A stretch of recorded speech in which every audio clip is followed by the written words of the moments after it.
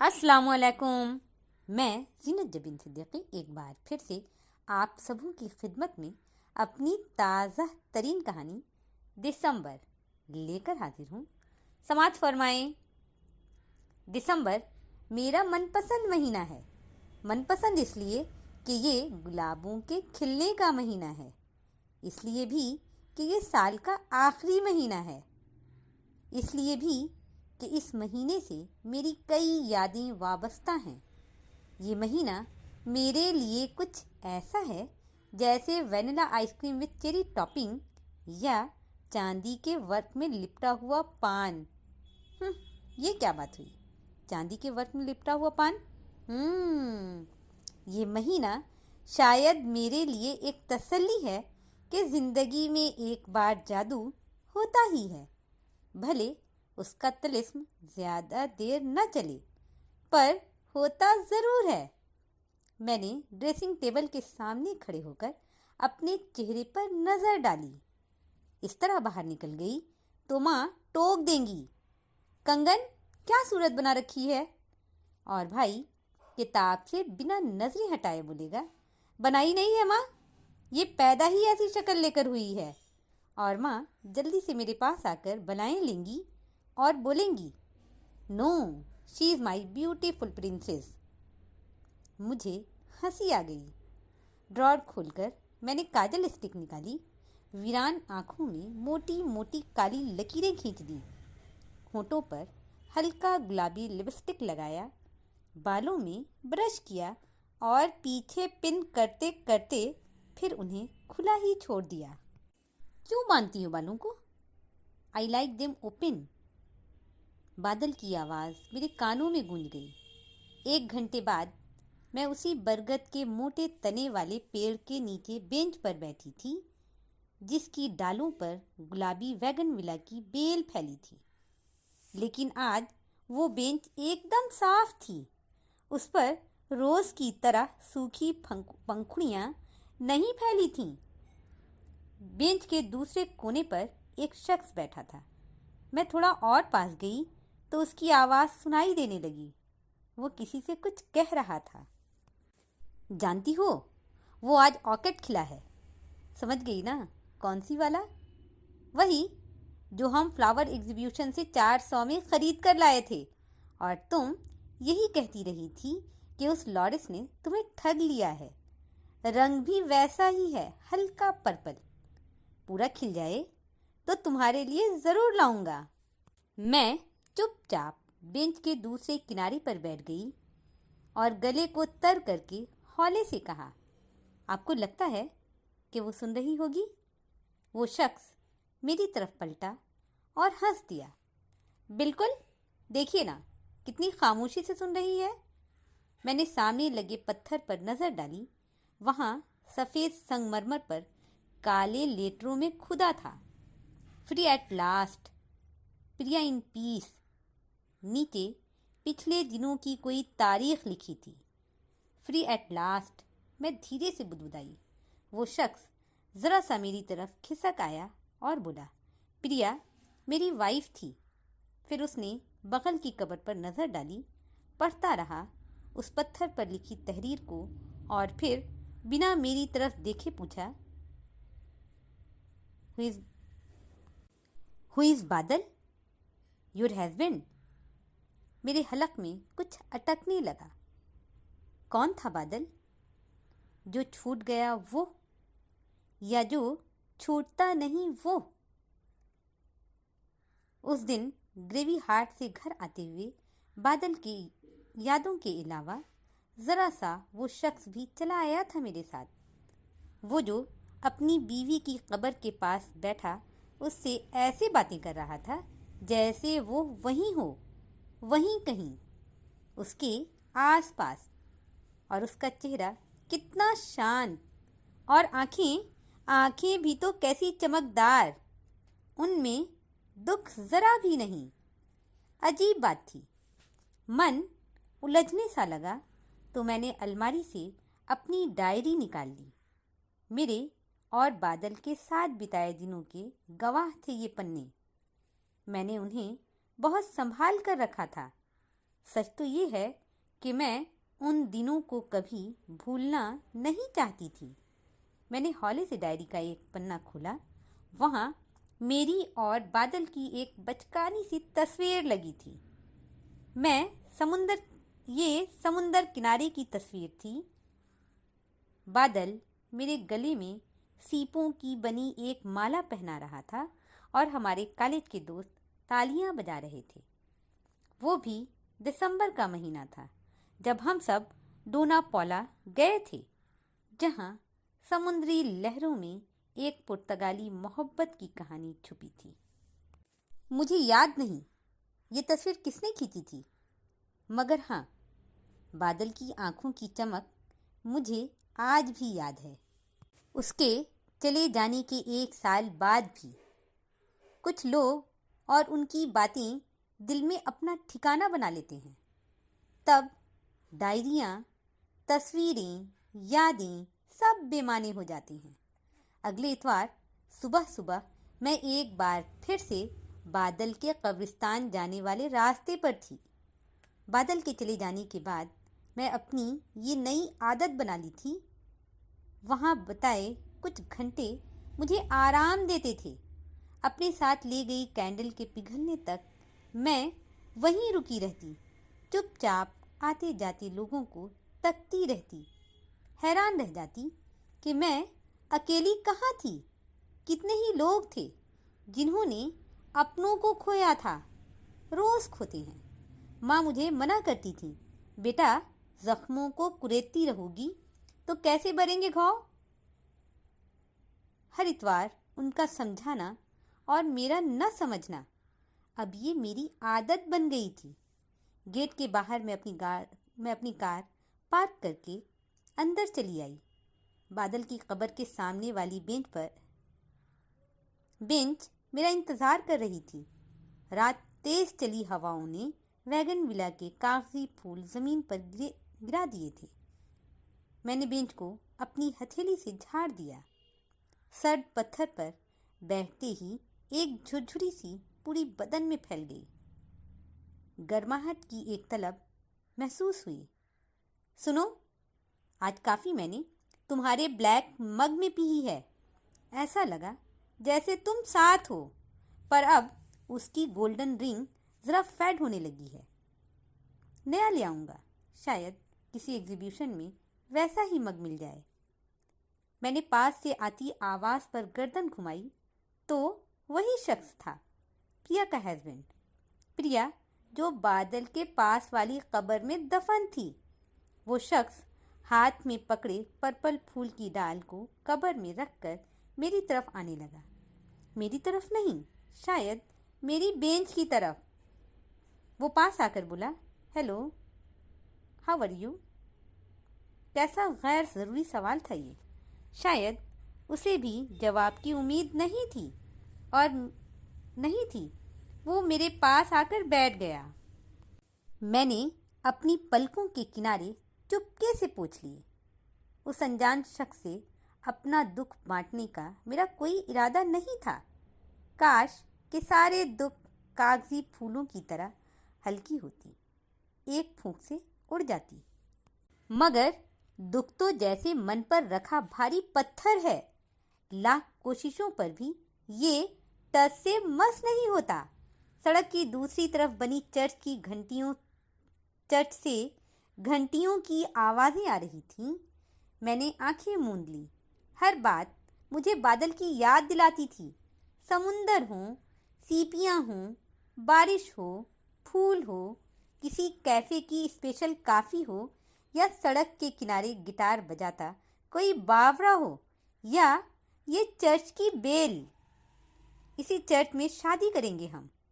बादल की आवाज़ मेरी कानों में गूंज गई तो मैंने अपनी हथेली अपने कानों पर रखकर कस लिया। You okay? पास से आवाज़ आई तो मैं चौंक गई। वो शख्स मेरे एकदम करीब था। मेरी नज़र उससे मिली तो वो मुस्कुराया और धीरे से बुदबुदाया, तुमने बताया नहीं बादल के बारे में? वो मेरे बगल में बैठ चुका था। मैं अमन, आपको पिछले संडे देखा था। वो अपनी कलाई में बंधी घड़ी को घुमाते हुए बोला। मैंने मुस्कुराने की कोशिश की। मैं कंगन, मैं हर संडे आती हूँ। और बादल मेरा स्कूल के दिनों का दोस्त था। कुछ देर के लिए हमारे बीच चुप्पी छा गई। अमन को मेरे कुछ और कहे जाने का इंतज़ार था और मैं तो हमेशा से ऐसे ही चुप्पियों के इंतज़ार में रहती थी। मुझे किसी से कुछ नहीं कहना था और किसी अनजान शख्स से तो बिल्कुल नहीं। अमन मेरी तरफ ध्यान से देख रहा था और बोला, एनी मेरी वाइफ, वो मरना नहीं चाहती थी। वो गाइड की वहीदा जैसी थी। वो सारी उम्र डांस करते रहना चाहती थी। उसे उदासियों से नफरत थी। मुझे लगा मेरे हलक में कुछ अटकने लगा है। अमन का दर्द मेरे अंदर उतरने लगा था। अमन मेरी तकलीफ़ों से अनजान गुनगुनाने लगा। आज फिर जीने की तमन्ना है, आज फिर मरने का इरादा है।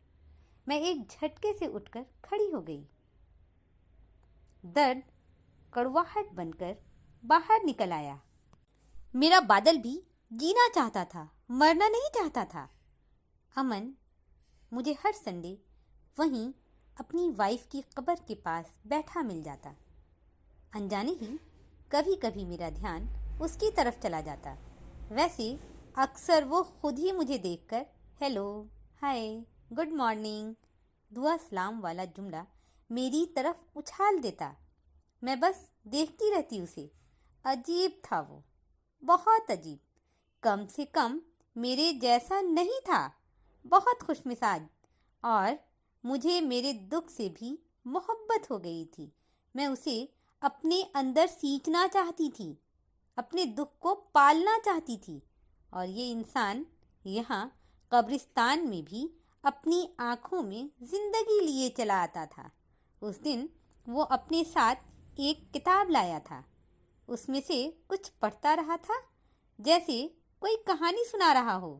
पढ़ते पढ़ते वो कभी मुस्कुराता, कभी संजीदा हो जाता, कभी हंस पड़ता और ये जता रहा था जैसे उसके सामने कोई बैठा हो, सुन रहा हो उसकी बातें। क्रेजी। मैं हौले से बुदबुदा उठी तो वो मेरी तरफ नागवारी से देखकर बोला, अच्छा मैं क्रेजी हूँ तो फिर तुम क्या हो? क्यों आती हो यहाँ? तुम्हें तो मालूम है कि मरने वाले तक हमारी आवाज़ नहीं पहुँचती। तो फिर क्यों आती हो? मेरी ज़िंदगी है, मेरी मर्जी है, मैं ज़ोर से चिल्लाई। वो चुप सा हो गया, फिर बोला, हाँ, ज़िंदगी तुम्हारी ही है, मर्जी भी तुम्हारी ही रहेगी, मगर हमारी ज़िंदगी हमारी मर्जी से नहीं चलती, उसे ऊपर वाला चलाता है। हमारी ज़िंदगी में साथ चलने वाले को ऊपर वाला हमसे छीन लेता है, मगर फिर भी ज़िंदगी चलती रहती है। हमारी मर्जी ख़त्म हो जाती है। ऊपर वाला ज़िंदगी को खुश होकर गुजारने का कहता है, तुम्हारी तरह नाक मुंह बनाकर नहीं। क्रेजी तुम हो, मैं नहीं। वो मेरी आंखों में आंखें डाल कर बोला तो मेरी आंखों में ठहरा हुआ पानी गालों पर बहने लगा। मैंने धुंधली आंखों से अपना पर्स खुला और बादल की तस्वीर निकालकर अमन के सामने रख दी। सामने बादल के कब्र पर रखी मोमबत्ती पिघल रही थी। मेरी नज़रें पिघल रही मोमबत्ती पर टिकी थी। बादल यहीं कोरवा का रहने वाला था। मैं, भाई और माँ भी यहीं रहते थे, कोरवा में। फिर मैं, माँ और भाई पणजी शिफ्ट हो गए। बादल हमेशा मेरे पास आता था। माँ उसकी पसंदीदा डिश बनाकर खिलाया करती। बादल हमेशा माँ और भाई के साथ मुझे कोरवा ले आता था। ये चर्च हमारी मोहब्बत का गवाह है। मैं चुप हुई तो अमन बोल पड़ा, वाह, ये चर्च भी क्या चीज़ है। लाखों दिलों की धड़कनें अपने अंदर समेट कर रखा हुआ है। मैं और एनी भी यहीं मिले थे। अच्छा, मैंने दिलचस्पी दिखाते हुए पूछा। न जाने क्यों मुझे उसकी प्रेम कहानी सुनने का मन हो आया था। मैं जरा सा अमन की तरफ मुड़ गई। कोरवा मार्ग के चर्च की भीड़ अब धीरे धीरे छट चुकी थी। हर संडे 9:30 के प्रेयर में अक्सर मैं और बादल साथ हुआ करते थे। 1930 में बने इस चर्च की मोटी मोटी दीवारों ने बादल और मुझे दोस्त से प्रेमी बनते देखा था। मैं अब भी हर संडे इस चर्च में आती थी। मेरे साथ बादल नहीं होता था, मगर यहाँ आने पर लगता जैसे बादल मेरे साथ चल रहा हो। बादल के रोड एक्सीडेंट के बाद मैं उसे कभी खुद से अलग महसूस नहीं कर पाई थी। इसलिए माँ मुझसे नाराज रहा करती थी। कहती, मोहब्बत अलग बात है कंगन, किसी के साथ जिंदगी बिताने के ख्वाब देखना ये भी अलग बात है, मगर किसी के न होने पर खुद जीना छोड़ देना ये गलत बात है बेटा। कहते कहते माँ रो पड़ती तो मैं झुंझला कर कहने लगती, मैंने कब जीना छोड़ दिया है, जी तो रही हूँ। कहते कहते मेरा गला रौंद जाता। ठीक ही तो कहती है तुम्हारी माँ, अमन ने एक सर्द आह भरकर कहा तो मैं उसे देखने लगी। मरने वाले के साथ कोई नहीं मर सकता, मगर जीने वाले के लिए जीना पड़ता है, अपनों के लिए जीना पड़ता है। हफ्ते के 6 दिन तुम इस 7वें दिन के लिए ही जीती हो, इस संडे के लिए जीती हो। वो कह रहा था और उसकी आंखों से कतरा कतरा आंसू गिर रहा था। वो मुझे समझा रहा था या खुद को, मैं समझ न पाई। मगर अब मैं अमन की हरकतों पर चिढ़ा नहीं करती थी, उसकी हरकतों पर उसे क्रेजी नहीं कहती थी। एक संडे मैं हमेशा से ज़रा जल्दी घर से निकल आई और कैंडल के साथ मैंने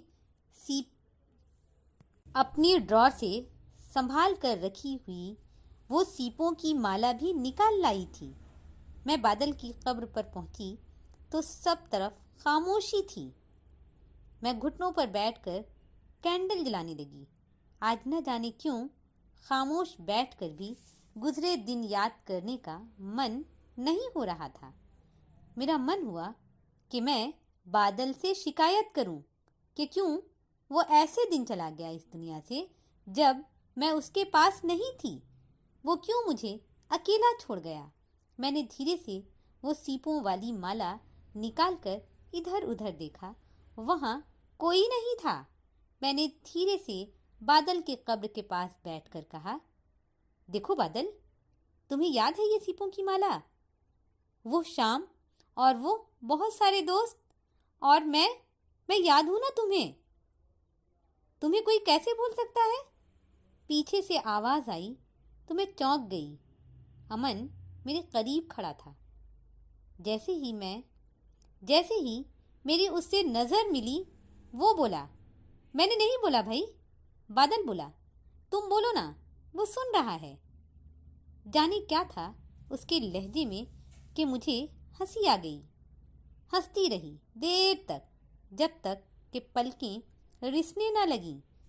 न जाने कितने दिनों बाद सीने में कुछ हल्कापन महसूस हुआ, जैसे दिल ने जरा सी फिर से जिंदगी की तरफ रुख किया हो। उस दिन मैं और अमन संडे प्रेयर के बाद चर्च से निकलकर समुंदर की तरफ आ गए थे। नहीं, उसने नहीं कहा था, ना ही मैंने कहा था। फिर न जाने कैसे अपना दुख साझा करते करते हम दोनों दोस्त बन गए थे।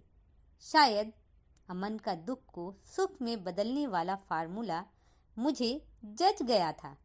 जानती हो, मैंने अपनी एनी की कोई भी तस्वीर पर माला नहीं डाली है। मैं नहीं जलाता कोई भी कैंडल उसकी तस्वीर के आगे। ऐसा करके मुझे लगता है कि दुख को हाशिए में ले जाने के बजाय अंडरलाइन कर रहे हैं, मोटे हुरूफों में लिख रहे हों, जबकि ऐसा जिंदगी के लिए करना चाहिए। जिंदगी की खुशियों को अंडरलाइन करके रख लेना चाहिए। खुद भी हंसी खुशी जीना चाहिए और दूसरों को भी हंसी खुशी जिंदगी की तरफ लाना चाहिए। मैं चुपचाप उसकी बातें सुन रही थी। उसकी बातें मेरे जख्म पर मरहम लगा रहे थे। सुनो, मुझसे शादी करोगी? वो साथ चलते चलते रुक कर पूछ रहा था। मेरी आंखें जरा देर को चमक गईं। मैंने नजरें झुका लीं। मैं कोशिश करूंगा कि तुम्हारे लिए बादल बन जाऊं। नहीं, तुम अमन ही रहना। बादल तो चला गया, तुम मत जाना। कहते कहते मेरी आंखें नम हो गईं। मेरी आज की कहानी यहीं पर ख़त्म होती है। अगर मेरी कहानी पसंद आई हो तो मेरे चैनल को सब्सक्राइब ज़रूर करें। अगली बार एक ताज़ा तरीन कहानी लेकर दोबारा से हाजिर होती हूँ। जब तक के लिए मुझे इजाज़त दें। अपना ध्यान रखें, अपनों का ध्यान रखें। फ़ी अमानिल्लाह।